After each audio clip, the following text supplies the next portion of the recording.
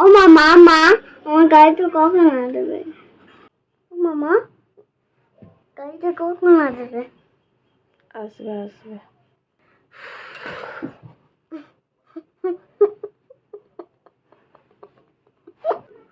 ও মামা, গাড়িটা কখন আসবে?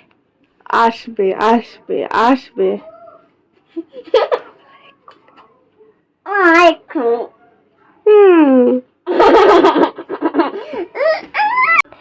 আমার মেয়ে তো গাড়ি গাড়ি করে পাগল করে দিয়েছে। তাহলে চলো তোমাদেরকেও দেখাই আমার মেয়ের জন্য কি গাড়ি কিনলাম।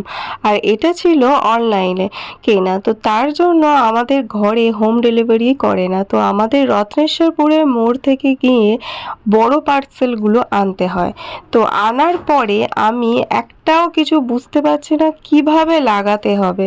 তো তার জন্য অপেক্ষা করতে হয়েছিল, ওর বাবা কাজ থেকে এসে তবে এই গাড়িটা লাগিয়েছিল। আর এই গাড়িটা 3 বছরের উপরে বাচ্চাদের জন্য খুব ভালো, পড়ে যাওয়ার কোনো ভয় নেই।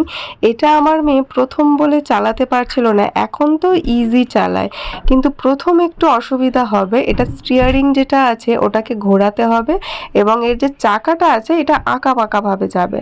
তো স্টিয়ারিং ঘুরিয়ে পাটা তুলে দিলে দারুণ।